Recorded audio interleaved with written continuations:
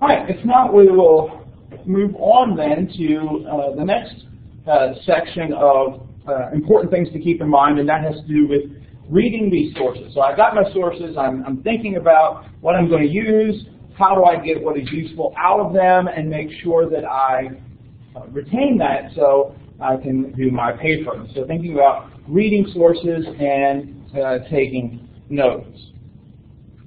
There are a couple of reasons why reading is important in research. First of all, it has to do with the basic understanding of ideas. Right? We read so we can understand. Remember that when we talk about research, the beginning point of research has to do with a research problem or a research question, something that you are interested in discovering, and so reading is the means to understand that.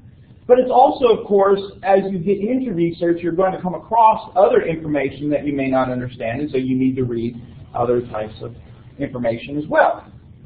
Furthermore, of course, reading is important to help you become familiar with the subject you are studying, you are looking at. Some subjects you might not have to read a lot on, probably any of the papers you're going to do in this class, but again, once you get into a section where you're ministering, or if you're teaching a Bible class, or if you go on to do graduate work, you're going to have to engage in more reading to become more familiar with certain things. Additionally, reading is important because of the need to faithfully represent what other people have said.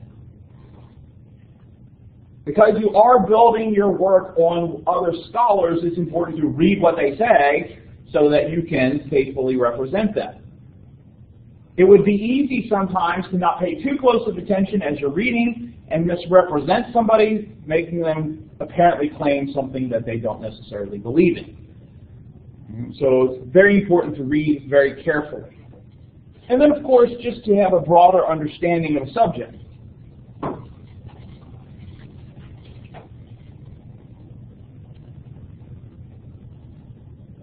So what's needed when it comes to doing research reading? The first important thing that's needful in reading for research is time. You have to set aside the time to do it.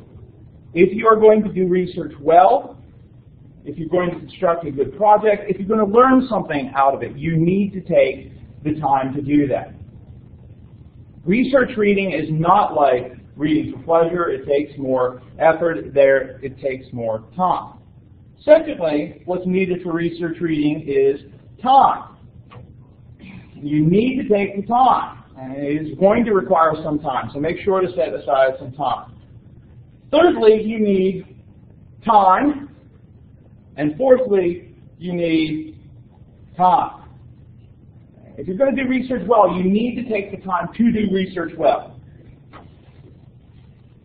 Well, what else is needed? Okay, well, there's some other things needed too. First of all, to do research reading, you need to be able to give it your full attention and be able to focus. To understand what sometimes could be complex arguments, it is important that you are able to focus, that you set aside the time, that you're able to pay attention to what you're doing. Thirdly, it's important that you develop a process by which you are going to read. Research reading and academic reading in general is not the same as if you're picking up a mystery novel or any other type of fiction, where you start at the beginning, you work your way through to the end. Now, certainly you can do that, but if it's something that's going to be effective for you, you need to have a different type of process that's going to enable you to get the most out of the article or book or commentary that you are reading. And fourthly, it's important that in your research reading, you are taking notes. And we'll talk more about why note-taking is important. It's not just a matter of reading through the material, but making sure that you are able to remember and keep an eye on or keep in your memory what it is you have read. Let's start first with talking about the process, and then we'll talk about note-taking. Now, perhaps you have a process that you've already developed when it comes to reading books for classes or books for research. But there are a couple of things that you should think about in paying attention to a research project as far as reading for research.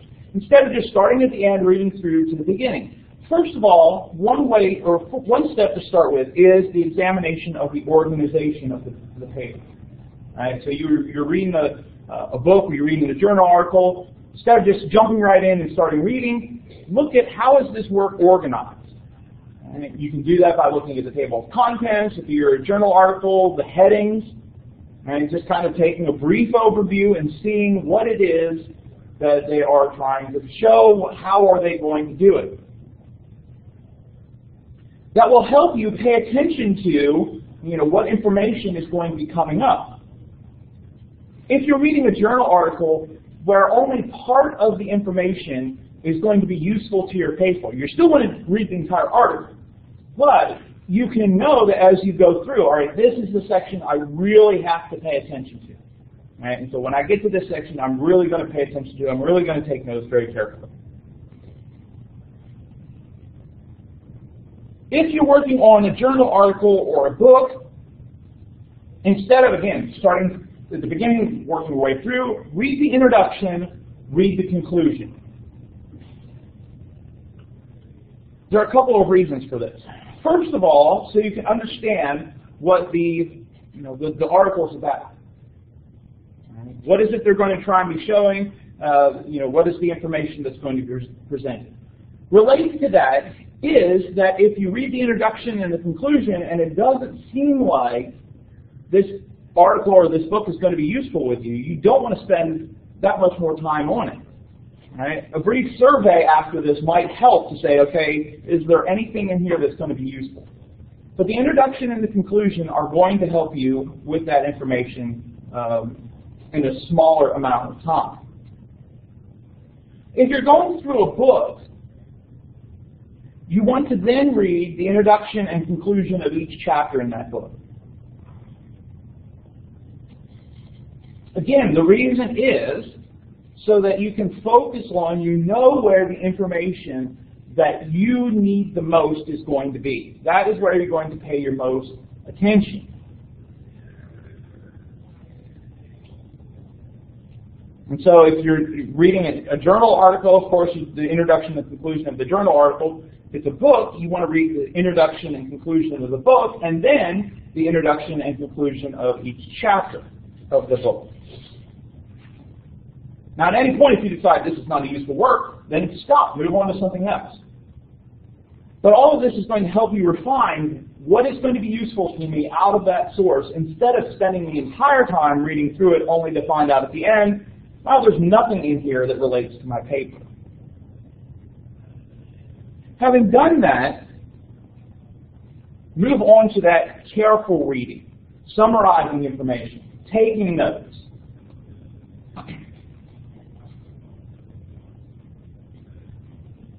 Again, by doing these first three steps, where you kind of focus on here's where the information I need the most is going to be, then these are the places where I want to spend the most attention. These are the places I need to focus on, and the others I might just skim more. Right? I'm not really going to spend as much time on those. And then in the process of that, I'm going to summarize where I need to, take notes otherwise where I need to, in order to refer back to that source. Right? So down the road, I can say, okay, what was in that book? This is the information I need out of this book. There are a couple of things to pay attention to in all of this process. First is the claims of the text, whether it's a book, whether it's a journal article, whether it's a web page. What is it that the author or authors is trying to argue?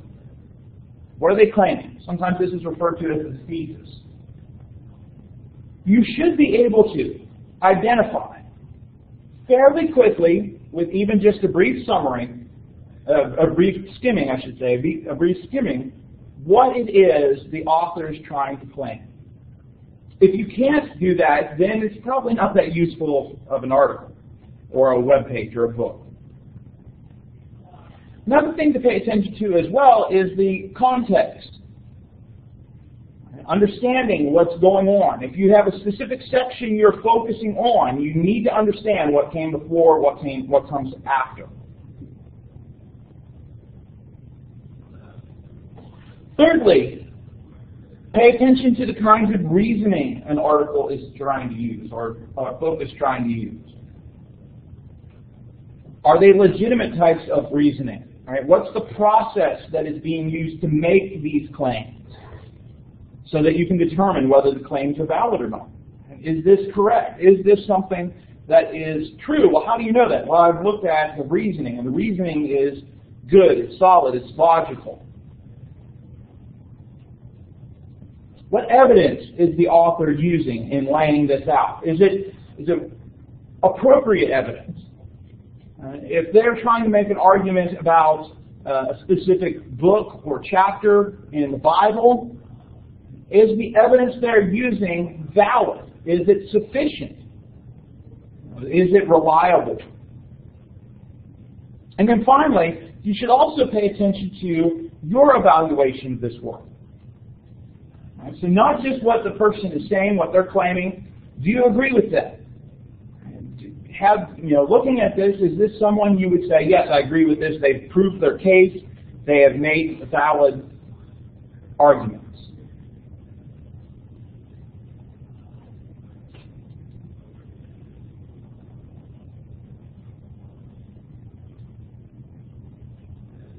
What questions do you have about research reading?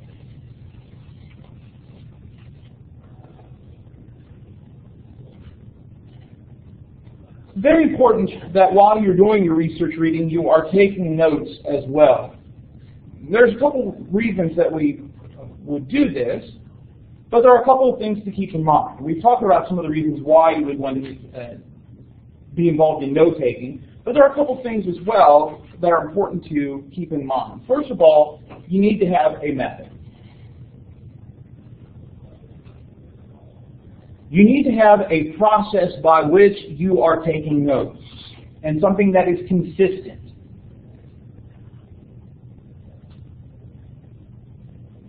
Related to that, you need to have a method that is useful for you. What works for one person is not necessarily going to work for you. And so how I take notes, for example, might not be the best way for you to take notes. But you need to have a method that is consistent, right, so that you always know what you're talking about. You have to have a method that is useful for you, meaning that when you refer back to it, you know what you're talking about. Right? Because, again, you might take notes on a book 1 month, and then several weeks down the road, you come back to try and pull the paper together, and if you don't remember what you were talking about, what you meant by a note, it doesn't necessarily help you. Third, related to that, of course, is having a method that is easy to refer back to. Being able to say, okay, what was in this book? Oh, okay, this is what was in this book, right? So something that you can refer back to, something that is useful for you, something that is methodical and not just, I'll put some notes here and I'll do something else this way, right? I'll use note cards for this source, I'll put this on my tablet, right? And so, you're just kind of bouncing around to different types. So be consistent, keep your method the same, in order that you have something that is useful to you.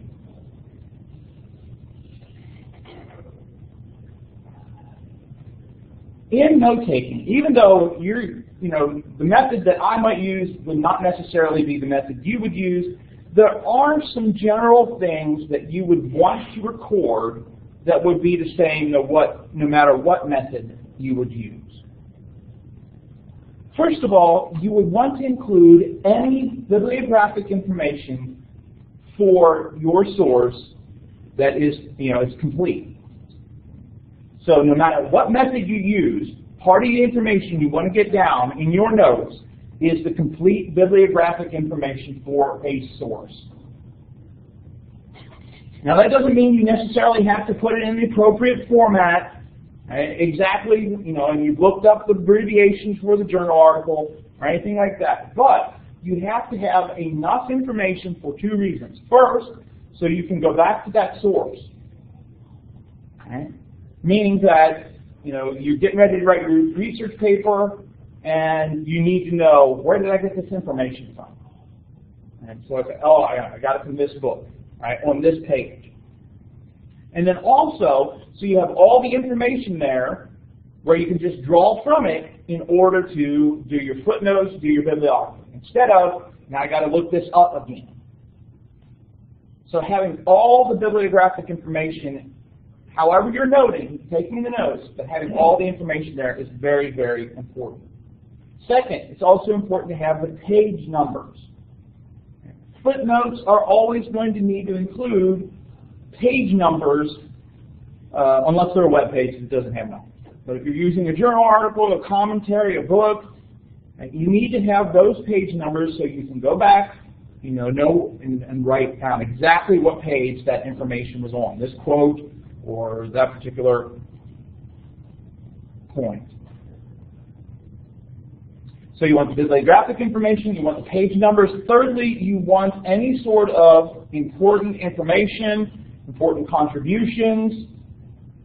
Not everything in the source is going to be useful for your paper, but you want to include and put down what information is going to be useful. Again, so you don't end up plagiarizing somebody else's ideas, you have put down that information. Now, in the first case, of important points of contributions, you might summarize, you might paraphrase. Sometimes you might find a quote and you think, this is just a fantastic quote, I need to use this quote. Well, put that down in your notes, but put it down exactly as it appears in the source and put it in quotation marks if it is a quote.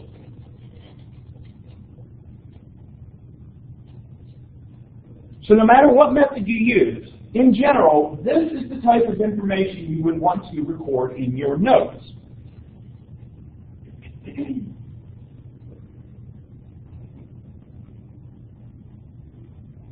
In thinking about methods, there are essentially two types or two methods two general types of methods.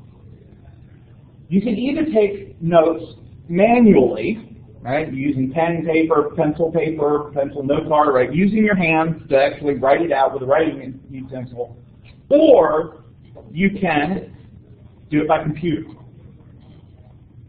So, a couple of things to think about with that. When it comes to manual note-taking, right, I'm using a pen or a pencil and I'm writing it on a physical paper or a note card or something like that. There are a couple of reasons why manual note-taking might be useful. First of all, right, you already have the skills needed to write. Now, a lot of us, of course, today have a lot of skills related to computers as well, but when it comes to note-taking, it might be a little bit, we'd have to learn some things. But manual note-taking could be useful because you already have the skills to write. Secondly, of course, you have the ability, the flexibility of being able to take your notes anywhere. Again, that's something you can do with computers these days too, but again, that's something you don't have to be tied to a library or something like that. But again, a lot of those things can be done by computer as well, but the third thing that is helpful when it comes to manual note-taking that is often overlooked is what's known as cognitive reinforcement. Studies have been done that demonstrate that note-taking by hand leads to better remembering of information, whether that's in a class like this or whether that's note-taking for research.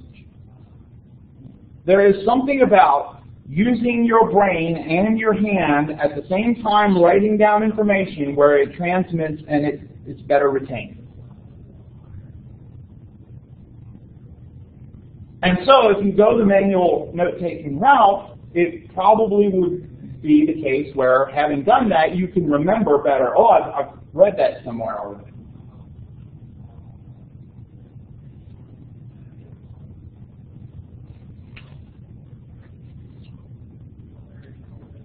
Manual note-taking tends to be, most people tend to use either note cards or pieces of paper.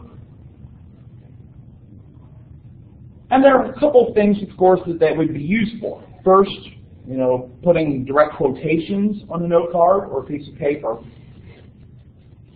Things as well like summaries or paraphrases.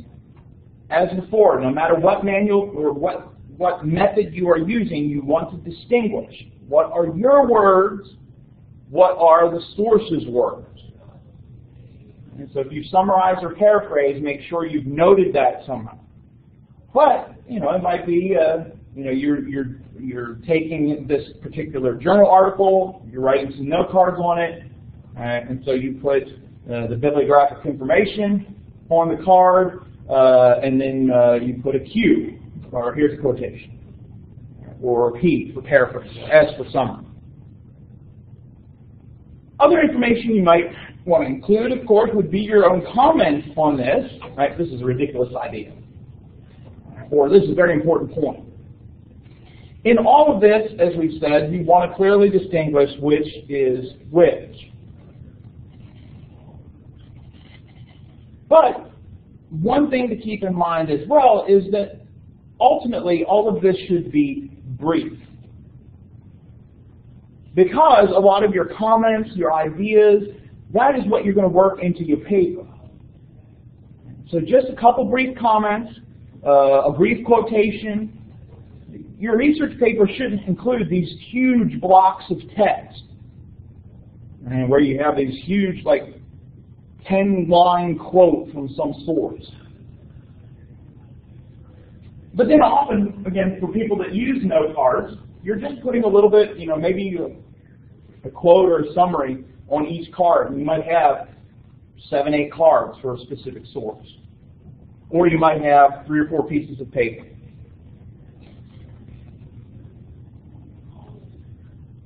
So, again, what could be the use for this? Why would you want to consider doing this? Well, first of all, people that use cards, like note cards, find that you can organize them pretty easily.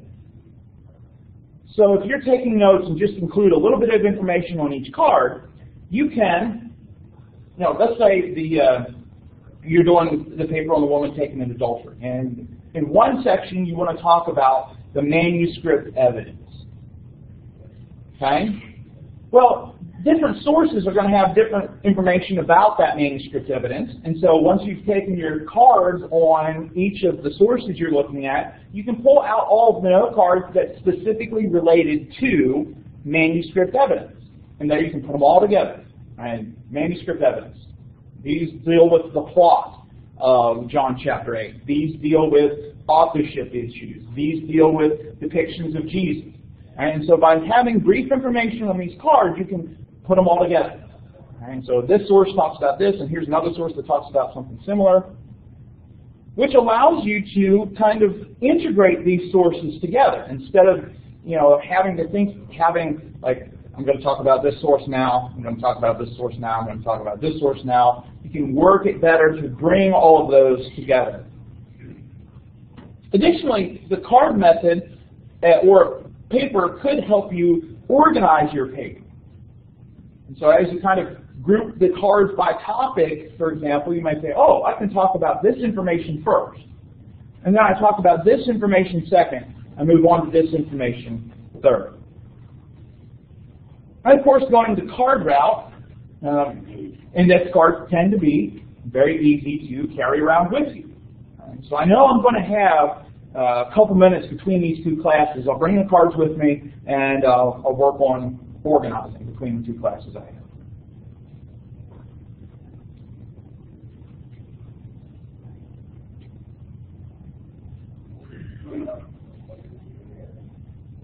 Now again, within the concept of manual note-taking, you might work up a method that is best for you with the number of color-coded cards, or there might be all sorts of things that you develop that is best for you, right? Abbreviations that work for you, so you remember. All right, if I got Q as a quotation, if P is a paragraph.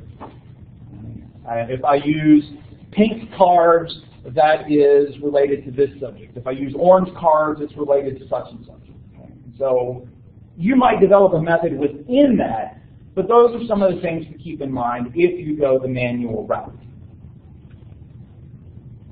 Any questions? Anything we need to clarify with that? All right, let's talk about computer note-taking.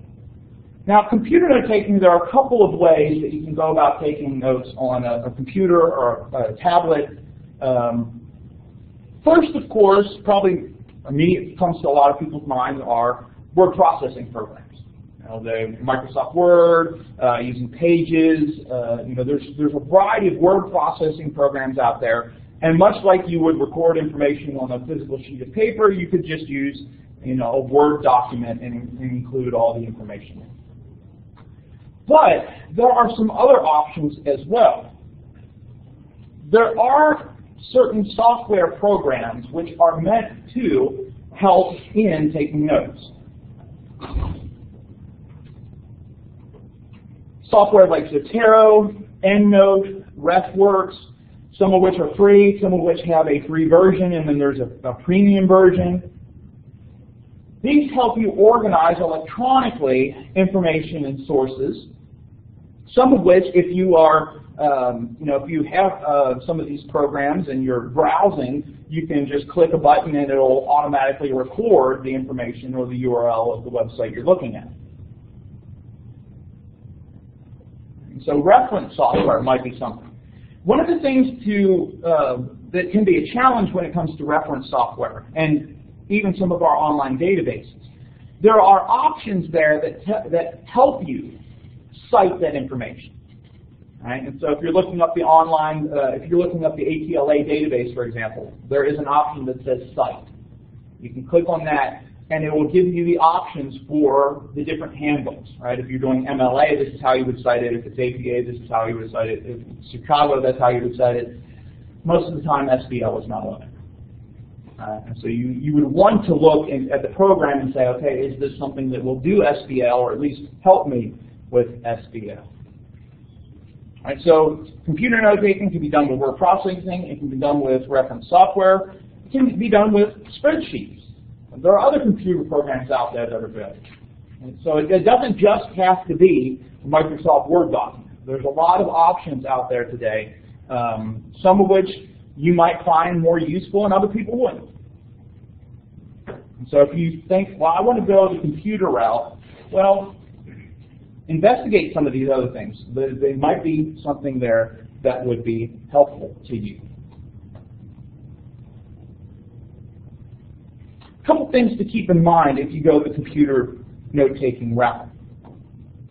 First of all, is the same information is needed whether you manually take it down or you type it on your iPad. All right, so make sure you're getting all that information that we've talked about. Computer note-taking, of course, is very handy for copying and pasting.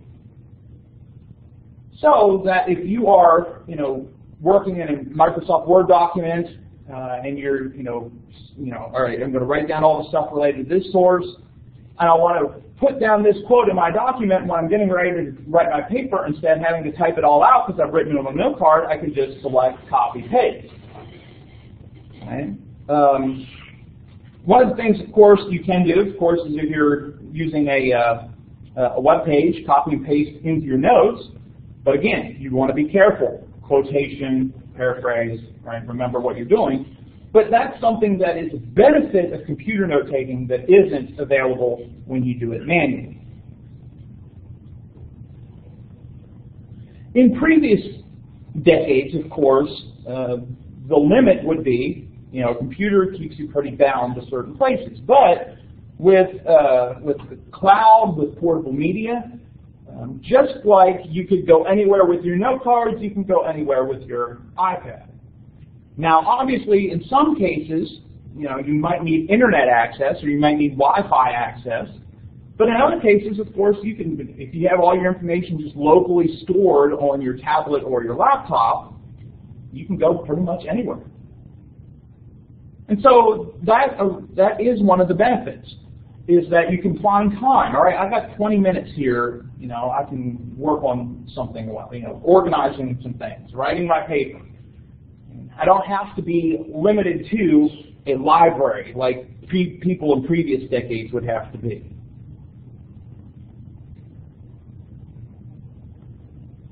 And then, of course, with online books, other types of electronic sources, you know, I don't have to, you know, sit in the library in those kind of cases, or actually go to a library in some cases. I can be anywhere I have internet access. One thing, of course, with any sort of computer note-taking is you want to have some sort of backup, whether that's the cloud, whether that's putting it on a jump drive. Keep that in mind.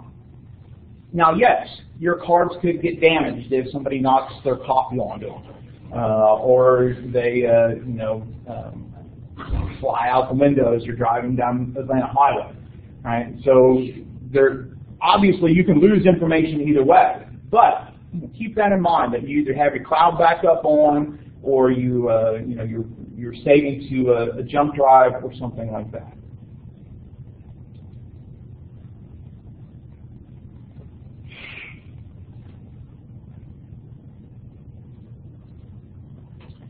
So in all of this, of course, there are some important things to keep in mind with respect to notes.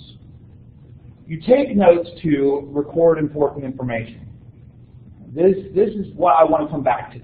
This is going to be useful to me. Without recording that, you're going to have to base it on your memory.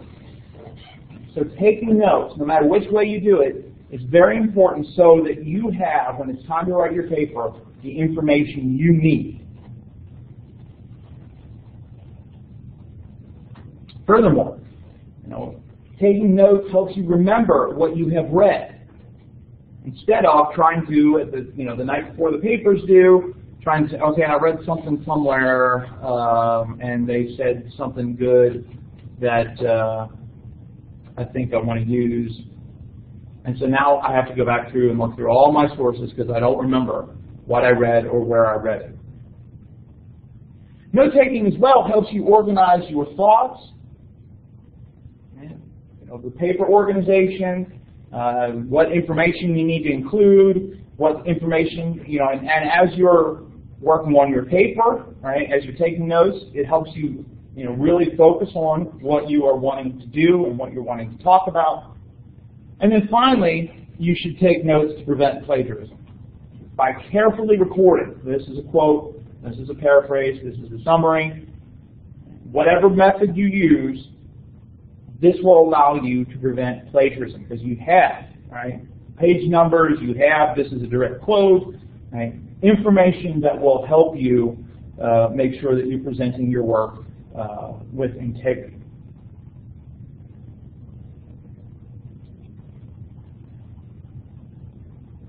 What questions do you have? Comments?